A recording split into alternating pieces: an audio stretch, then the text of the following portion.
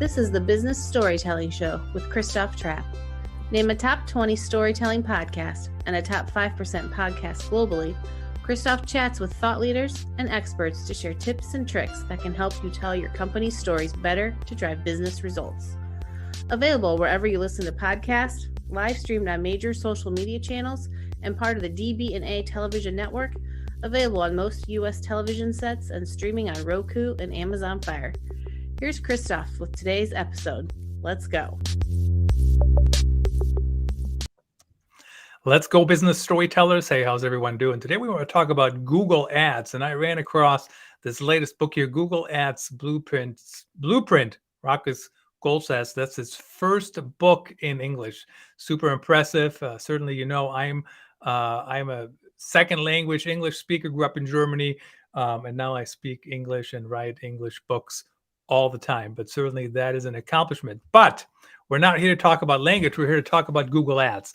What should we know about them? Why should we use them? And I personally have some interesting opinions, or strong opinions, I guess, rather, when it comes to Google Ads. Because you know what?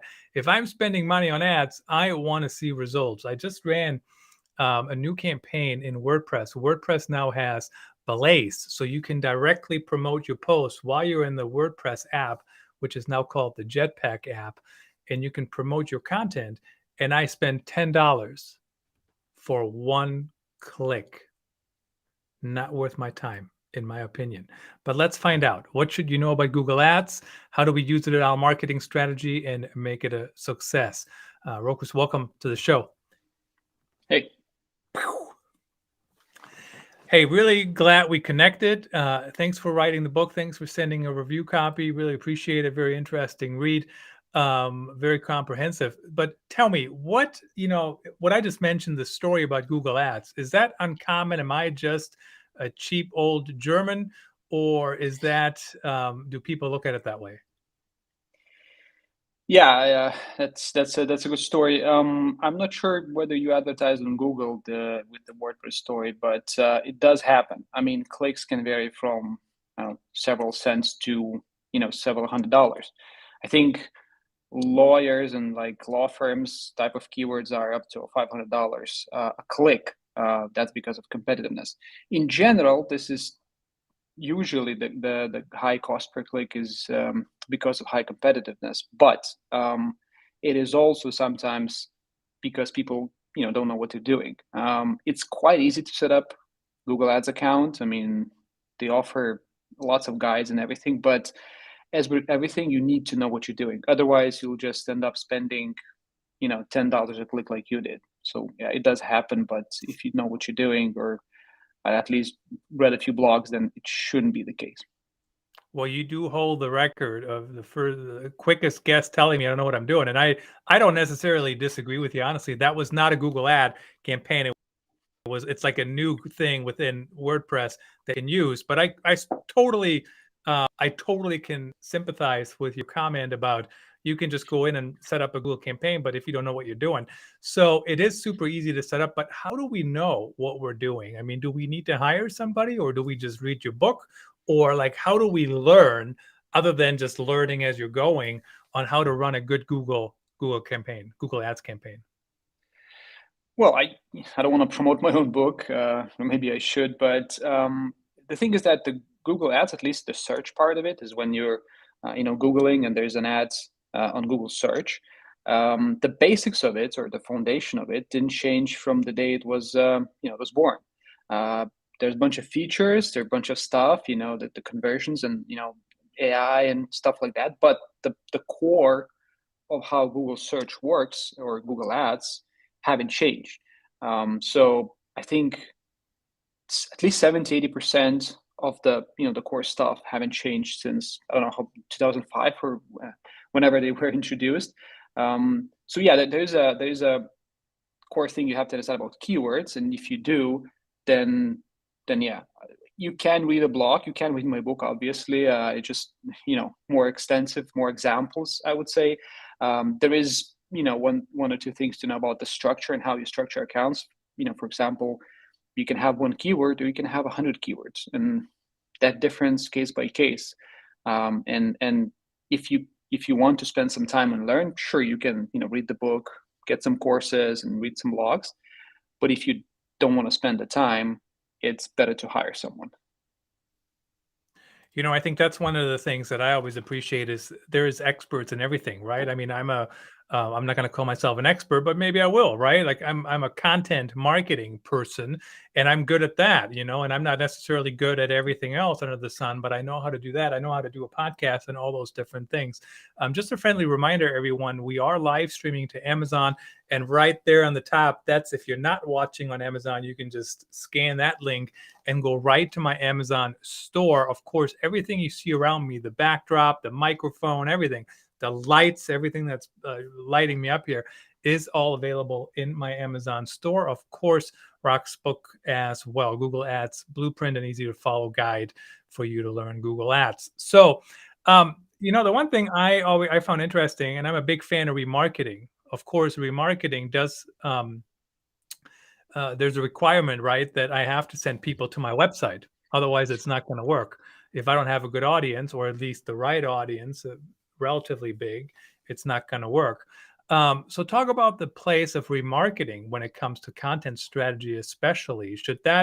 I personally feel every content marketer needs to be running remarketing, right? Because if you do a good job SEO wise, why wouldn't you want people to come back? And that's an easy way to do that. Tell me where I'm wrong, or if that's the best thing you've ever heard since sliced bread, let me know. Yeah, I totally agree with you. I mean, remarketing it's a display network type of campaign where it's not search, although you also can do search remarketing as well. But yeah, basically it's showing ads to the audience that have been to your website, and it works for probably most of the businesses. There might be business that won't see results in doing remarketing, but in my experience, I would say 7, maybe 8 out of 10, people, customers, companies do see success, some kind. Yeah, you do have to have the audience. You can't do the marketing on, for example, a new website because there's not enough people on the websites, and you can only use that. But if you do have traffic, I think that's probably the second thing I recommend, companies to try if they actually haven't tried it before. And we have YouTube as well. You can, as you said, as a content marketer, I think it's not only important to bring back the users that were, coming before, but also engage them with a different content. For example, you have Amazon, you have Apple, podcasts, you have Spotify, you have YouTube. So if someone came into your blog post via, SEO, and then I don't know, maybe read, maybe not, maybe didn't have some time, it doesn't mean that he didn't like the content. It's just maybe it was, a huge post or something. So it is recommended to engage maybe with the videos. So you remarket that person or that audience, and you advertise your YouTube channel, your YouTube videos. I think that's a great way to engage an audience with different type of content. The other thing I like about YouTube ads, and I've tried some of those, they're relatively cheap, and they're relatively easy, like everything. They're easy to set up. But how do you know what the right budget is? So when I'm saying YouTube ads are pretty cheap, like how do I determine what's the right budget? And even remarketing, if I have whatever, I don't know what the number is, but it used to be like 1,000 or whatever it was, like you have to have 1,000 users before you can run it. Might be less, might be more, I don't remember. But it's a relatively small number, right? So if I run a remarketing campaign for that kind of audience, but they're a relevant audience, it's not going to be super expensive, but it could be, right? The more I grow. So what's a good budget? What should we expect to spend? I mean, I think it was Noah Hopkins. I think that's her last name. Nava Hopkins, I think. Oh, I'm so bad with names. Sorry, Nava. She said, you got to spend $15,000 a month to be successful with Google Ads. I thought that's the number she mentioned. Do you agree with that, or can you do more with less? No, I don't agree strongly. You can achieve success with $100 a month. That depends on your goal and your business. So, for example, if you're, as I mentioned before, selling, like lawyer services, or your attorney, obviously, getting a client that will probably pay $10,000s for 100, it's it's probably too good to be true, and it won't. You probably spend a couple of $1,000s to acquire that client because there's a lot of lawyers. But if you're a small e-commerce, for example, in a really niche area, and there are specific keywords that people search you, and there's not a lot of them because the niche product or service, and especially if you target one city or even one zip code, it can be $100. And the easiest example is a flower shop on the corner, right? They necessarily have to have a website. I mean, they can advertise something else, but in general, they exist only in specific area, and they're interested in people around that area. So you can target, in US at least, zip codes, which means that you can limit your search from the whole United States to specific blocks or neighborhoods, and attract people who look at flowers because they want to buy them close where they live. So it probably costs $100 a month, but you'll get several people visiting your flower shop. So 15,000 is something like it's probably into territories of e-commerce sites that you want to compete across the the entire United States or Europe, or either something quite expensive. But in general, regarding the budget, I think it depends on your goal. So what I do is usually with something, a product or service where there's a price. For example, my book, right? Now it's $10 on Amazon, a discount from 30, right? So $10 is what I get. So obviously, I don't want to spend more than that for each sale. So otherwise, I lose money on each sale. So I don't want that. I don't want to do that. So I can spend $10 on each sale. So if I do spend that, that's great. If I don't, if it goes over, let's say I spend $100 and there's no sales, there's 1,000 clicks, which is, I guess, a lot, but no one bought it. So if the targeting is correct, it means that it's just there's something else. Maybe my book, maybe my landing page, maybe my offering, maybe the pricing. But in general, I can't keep doing that campaign because it doesn't bring sales. There's a different story if you advertise content. For example, if you want to sort of cross promote your audience, your YouTube channel or YouTube videos from the blog visitors, then there's no sort of value except people watching. Then you can have some engagement metrics. For example, people who watched a minute of your video or 2 minutes of your video. That could be a goal for which you just with yourself, I guess, agree that you're willing to pay $1, which means that you're paying $1 for engaged person who viewed a certain amount of your video. Otherwise, you say, hey, I want to cross promote my content. I can spend $300 a month doing that, and that's it. That's all I can spend, which is also fine. I think the key takeaway there for me was it all depends on what your goal is, right? So if you're trying to sell a product, I mean, I'll give you an example. I did this on Amazon. I ran Amazon ads for my book, right? And they were super cheap, right? So I sell one book. I mean, that basically covered the cost for the whole month, right? Sometimes 2 books or, but it's not a very high barrier, quite frankly, for it to work. Now, if I'm spending $100 on Google Ads in a month, and so my question is going to be, at what point do I hire help? So I doubt that I can hire an agency if I'm going to spend $100 a month. But also, if I don't know how to do it necessarily, how do I actually move forward? The other takeaway I really appreciated on that entire discussion there was that your audience might not be in the millions, right? So if you're a local flower store, you don't need people in wherever, like somewhere 1,000 miles away, to watch your TikTok video, right? Going viral on TikTok globally is kind of useless, quite frankly. If you're selling flowers to people within 10 miles, you want to go viral locally, right? But not globally necessarily. Yeah. So the question was, go ahead. No, sorry. Yeah, just repeat the question. So my actual question was, how do I decide when to hire help? Because if I'm going to have a really small audience and I'm going to spend $100 and I can make that $100 work, I'm probably not going to be able to find an agency, right? Because the agency is going to charge me an arm and a leg, or is that just me being, again, the cheap old German? Yeah, this is a good question and actually kind of tough to answer, and you'll know in a minute. For agency-wise, you can't. Well, you can in a way. but most likely it will be either a small agency, or they will give your account to a junior person who probably has 50 to 100 other accounts, which means that his time spent on your account is probably an hour a month at most. You'll probably pay, a service fee or something like that. It'll probably cost you, let's say, $100 into the budget, and then there's another $50 for like a service, probably.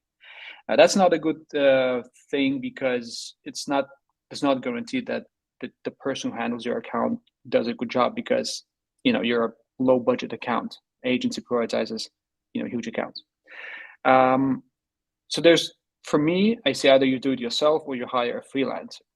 Now, freelancer, the toughest problem is that to find one that actually knows what he's doing, because again, it's a similar situation with an agency.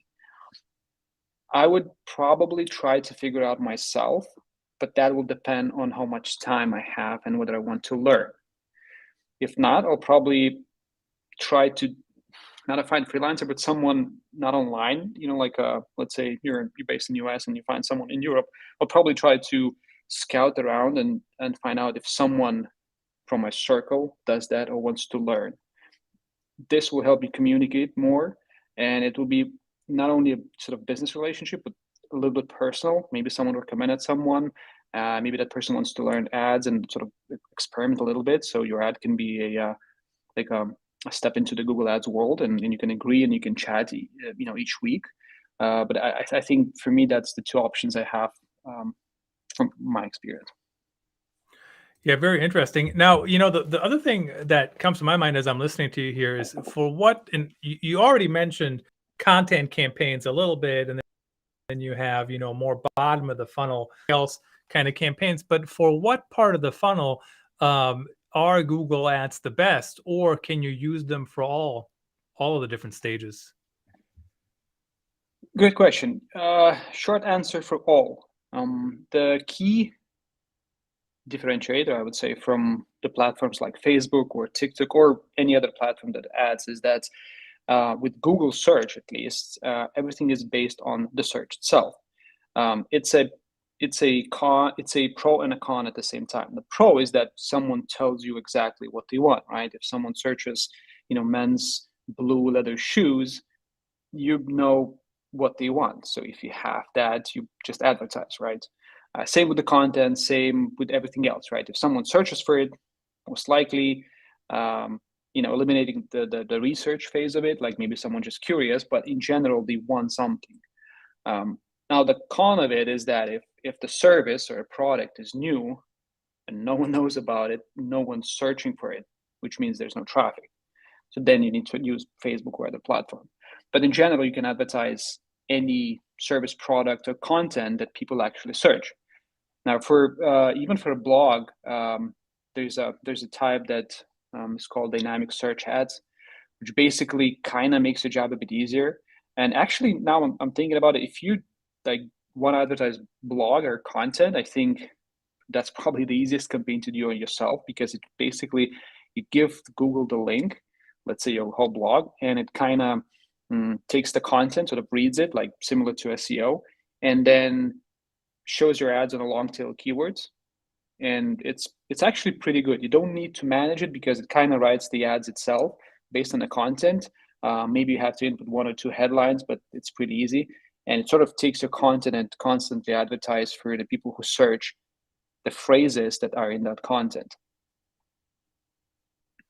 Well, I mean, I want to push back a little bit on the whole "it's pretty easy" kind of comment here. Certainly, it's easier than it has ever been, right? With all this AI and all these different things happening and analyzing your copy.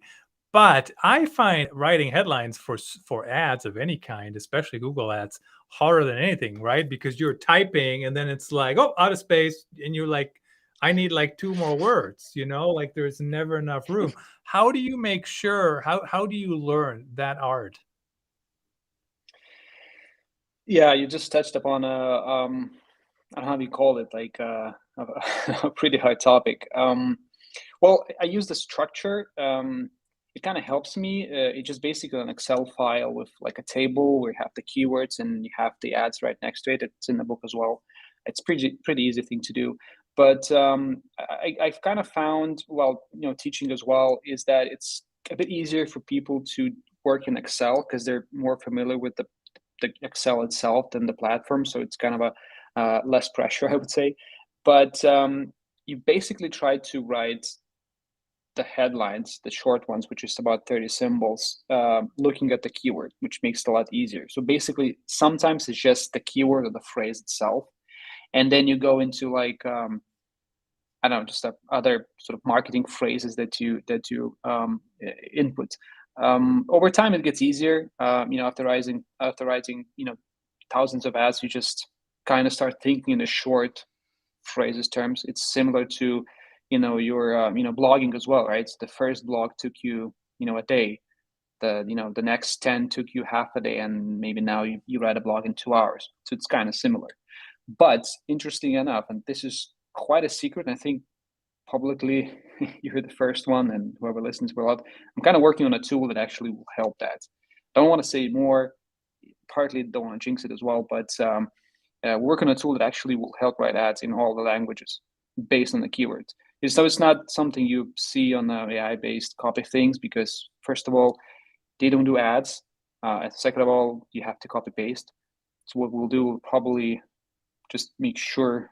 Actually, I'm sort of feeding all the ads that I've written throughout 10 years into this algorithm, and then it will help you spit out correct length, highly clickable ads within limits, and in basically any language. So wait a little bit, and it will get a lot easier. We'll keep an eye out for that product. And certainly, I am a big fan of using AI tools. I use CopyLime to, write my headlines, but I hardly ever use the exact headline, right? But it gives me some great ideas. It gives me different wording. It gives me different things to think about. So it certainly works from that perspective.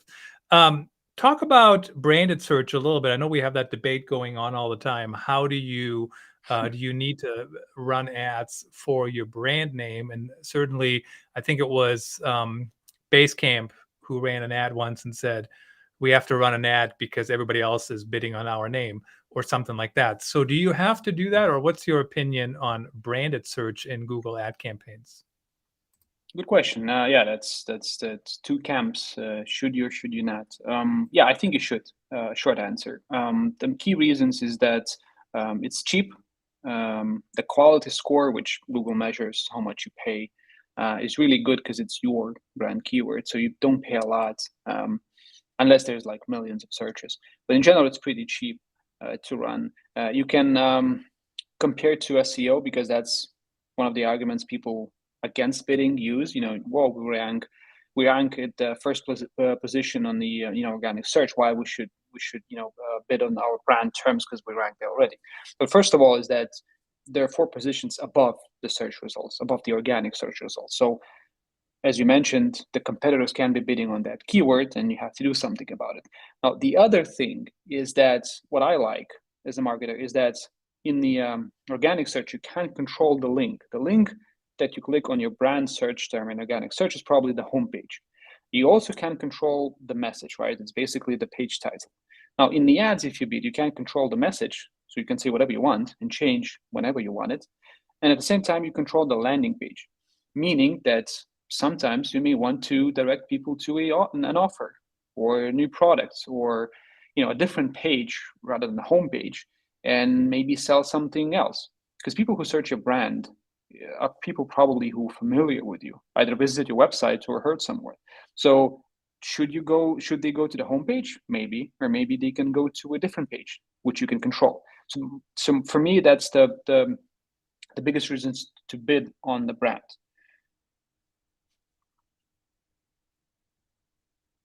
Very interesting, and certainly it is something we need to consider and make sense of for each brand to think about whether or not we want to do that or not. And again, you got to consider the cost.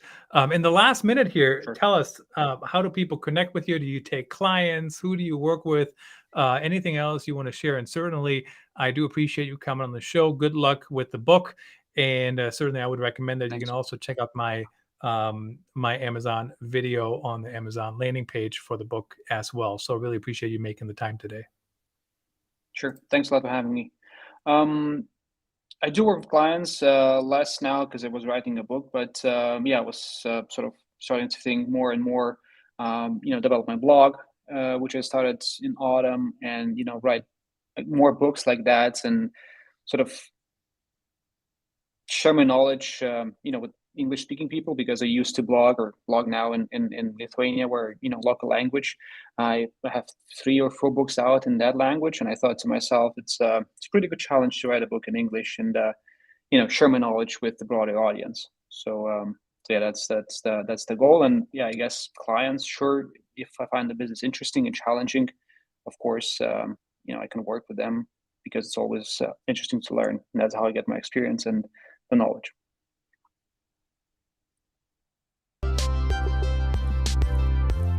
That's a wrap. Thanks for tuning in. Please rate and review our show on your favorite podcast channels. And don't forget to share this episode with your networks. We appreciate you. Until next time, let the best stories win.